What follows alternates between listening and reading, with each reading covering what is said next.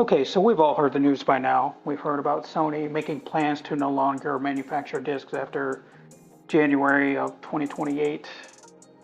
I've been a PlayStation fan a long time, and I gotta say that the news is saddening and infuriating at the same time.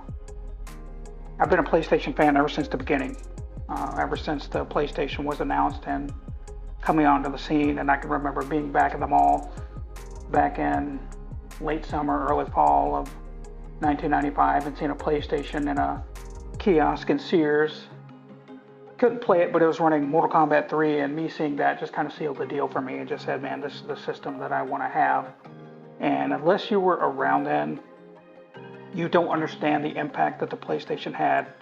It was a little game changer, pardon the pun, but it really was. And it just kind of came roaring out of the gate. And for those of us that were there at the time, there was really just nothing else like it.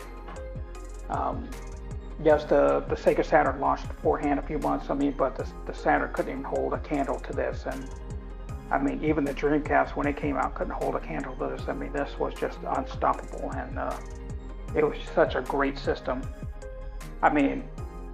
Came with demo discs included. You can buy demo discs at retail, and it was just an amazing system.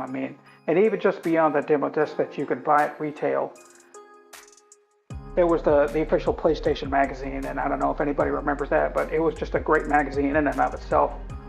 Putting the demo discs aside, but the demo discs were so great because they contained not only just the playable demos, but it just contained behind the scenes stuff, and it even had game saves. Like if you wanted to open certain levels of games, it had that. There was nothing else like this system at the time, and it was just an absolute unbelievable system. And it was just a really great time to be a gamer, with all the fantastic PlayStation games that were available. One of the great things that we don't even have this now, but one of the great things about gaming in between that generation and the subsequent generation is that there were basically games for anyone. No matter what your taste, you could probably find something to play. And as with the huge success that this system was, Sony went out and just absolutely outdid themselves and launched the PlayStation 2, and that was such a phenomenal system. I honestly regard the PlayStation 2 as the greatest console of all time. All time. Nothing else even comes close. Nothing holds a candle to it. I mean, it dominated for that entire generation, and it was so well deserved. I got to launch PlayStation 2 as well. Got it October 2000. Went out to my local Kmart and was the first one in line. It was like 3, 4 in the morning, and got my PlayStation as soon as it opened up. And let me tell you what a great memory that was. And that was also, as I'm sure it was for many other, my first DVD player, and it sat probably next to my TV, and then eventually a big screen TV, and I had it for years, and then eventually even got a Slim too, and I still play PlayStation 2 games to this day because the library is so phenomenal and so great and so varied. Um, I will probably keep playing PlayStation 2 games until I'm in the ground. That's how much I love that system. And they followed that up with a fantastic handheld, which was basically a handheld PS2. I mean, this handheld still holds up today. The games are still great. And once again, like I've said before, with this generation of PlayStations here, no matter what your taste, you can find something to play. And not only that, this thing could play games, it could play music. It was fantastic.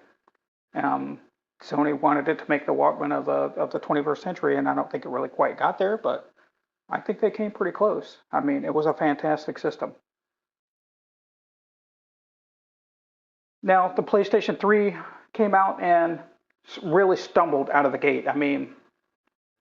I think if anything, Sony was too ambitious with what they wanted to bring to market. It was a Blu-ray player, and it launched at $5.99, and even for then, that was a big ask.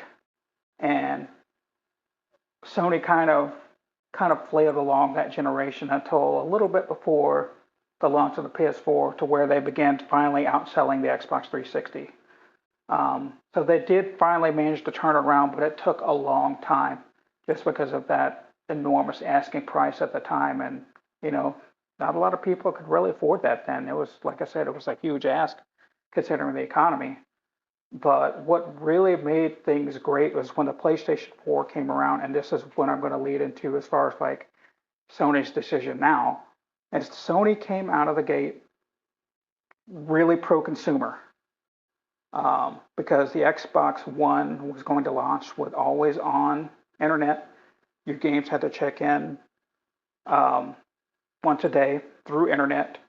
You could not sell your games. You could not lend your games. And Sony just came out with the PlayStation 4 and basically announced everything the opposite of that. That there was no always online DRM. You can sell your discs. You could lend your disc to friends, just like you've always been able to. And that was probably the most pro-consumer Sony has ever been. And it seems like ever since with the launch of the PlayStation 5, that Sony's pro-consumer stance has kind of been slowly diminishing, and now we're kind of finally at the point where this announcement was made, and it's kind of shocking to think because Sony had a fantastic state of play about couple of weeks before this announcement was even made, and made me excited for the future of what Sony could bring. And then they announced this, and people are justifiably angry. And I don't blame people one bit, to the point to where people are going to likely abandon the PlayStation platform going forward. I mean, some people have already started to do so now with their PlayStation 5s. And I don't really see that getting better unless Sony decides to reverse course and say, okay, we've made this decision in haste. We will continue the manufacture of some PlayStation games. Some of the larger games will be digital only, of course, because it would just be too difficult to put them on disc. Smaller games and indie games will remain on disc. I mean, what this boils down to is ownership. Because essentially with digital, and there's not a lot of people still that don't realize this, is that when you buy a digital game, when you buy a digital movie, you don't own it. You own the license for that movie, for that game, and that can be revoked at any time. Just recently with Sony removing like 551 Studio Canal movies because their license with that studio expired. And even though they pay for it, there's gone. And there's no refunds. You don't get a refund when that happens. And I think what people want is not something that's so totally out of the realm of possibility. People just want ownership. And that's it. And it's shameful that Sony's even going this way. Because they've been such a great part of gaming for all this time, and there's a very strong possibility that the PlayStation brand is dead going forward because people are so angry. And I really don't even see a way back for Sony unless they reverse course on this.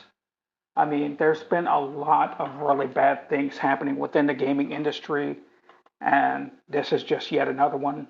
And this may just even affect modern gaming as a whole because the industry crashed before. It crashed back in '83, and there's been rumblings of a crash for this generation for the longest time. And it just may happen because PlayStation is going discless, Xbox is going discless, and it all comes down to what you own. And I don't think people really want to go along with the you will own nothing and be happy mantra. That's not American. I mean, that's not even common sense. We just want to own what we pay for. So anyway, I hope that you like this video. This is the first long form video that I've had.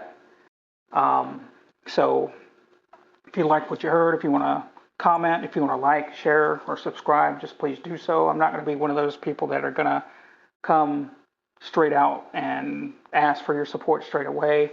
Listen to what it is that I have to say, and if you like it, great. Let me know. If you want to subscribe, great.